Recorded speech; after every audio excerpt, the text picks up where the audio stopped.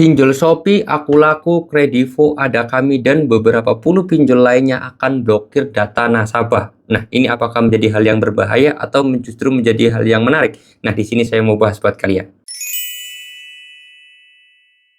Assalamualaikum warahmatullahi wabarakatuh, teman-teman semuanya. Pada kesempatan video kali ini, saya ingin membahas tentang yang namanya hal yang sedikit unik, yaitu masalah pinjol-pinjol yang blokir data nasabah yang GalPay khususnya ya. Jadi ini menyangkut pertanyaan dari teman-teman juga, Bang, apa sih istilah dari yang namanya nasabah yang diblokir atau nasabah terblokir dan yang lain sebagainya. Ini ngasih edukasi juga buat teman-teman semuanya. Ya mungkin kalian juga pernah dengar ya, yang namanya nasabah diblokir, nasabah di blacklist, nasabah di garis hitam lah atau apa gitu lah, terserah. Nah, bagi nasabah yang GalPay ini. Oke, jadi saya pengen kasih tahu ya. Jadi nasabah yang diblokir oleh pinjol ataupun masalah di bank juga ada sebenarnya.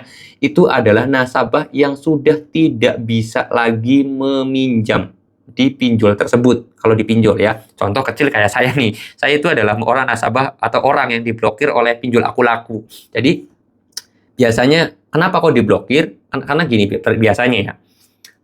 Kita pernah melakukan pinjaman, saya lah contohnya. Saya pernah melakukan pinjaman di aplikasi Akulaku. Terus kemudian saya itu nggak bayar-bayar atau GalPay gampangannya dalam jangka 1 tahun. Terus kemudian saya itu melunasi hutang saya, bro, gitu kan. Nah, ketika saya GalPay ini, saya itu diblokir namanya oleh Akulaku, push, diblokir nama saya.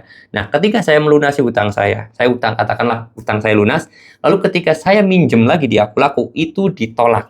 Itu kemungkinan besar nama saya adalah nama yang diblokir oleh Akulaku.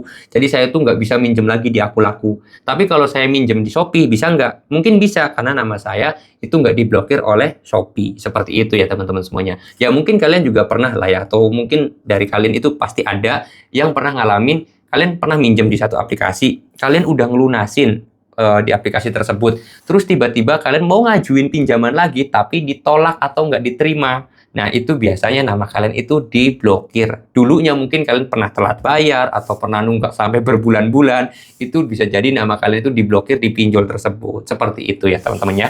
Ya oleh sebab itu, ya nggak apa-apa sih kalau namanya diblokir di pinjol tuh untung. Jadi kalian tuh nggak pernah minjol-minjol lagi. Lebih baik ya teman-teman semuanya bisa terlepas dari pinjol daripada kalian itu ketergantungan sama pinjol. Jadi ketika nama kita diblokir di pinjol, apakah bagus? Kalau kata saya sih ya bagus, biar kita nggak minjem lagi.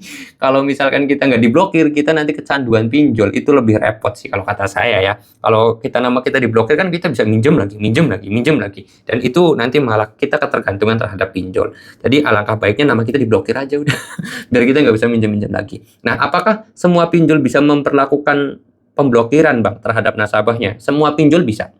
Semua pinjol bisa. Ya, yang ada di OJK itu semua pinjol bisa melakukan pemblokiran terhadap nasabahnya karena pinjol tersebut menilai bahwa nasabah tersebut nanti kalau dipinjemin nggak bayar gitu. Makanya daripada ribet-ribet udah diblokir aja nih atas nama Hikam, udah diblokir aja. Nanti ribet nih orang, kalau dipinjemin juga percuma, nanti dia nggak mau bayar. Kayak gitu, daripada dipinjemin nanti nggak bayar, nanti perusahaan yang rugi, lebih baik diblokir. Itu seperti itu, semua pinjol bisa dan semua nasabah bisa terkena yang namanya diblokir namanya. Dan apakah bagus ya? Sekali lagi, bagus-bagus aja kalau nama kita diblokir dari pinjol, karena nanti kita nggak bisa minjem lagi di pinjol, kan lebih enak. Ya lebih baik kita mudah-mudahan dikasih rezeki yang banyak, kasih rezeki yang berlimpah, biar kita nggak usah kerepotan lagi cari pinjaman gitu ya. Oke, mudah-mudahan bisa menjawab atas pertanyaan dari teman-teman semuanya. Kalau kalian mau tanya-tanya, boleh tinggal tulis aja di kolom komentar atau DM langsung aja ke Instagram saya kalau mau konsultasi gratis sama saya. Saya mau tutup dulu video ini dengan kata Assalamualaikum warahmatullahi wabarakatuh.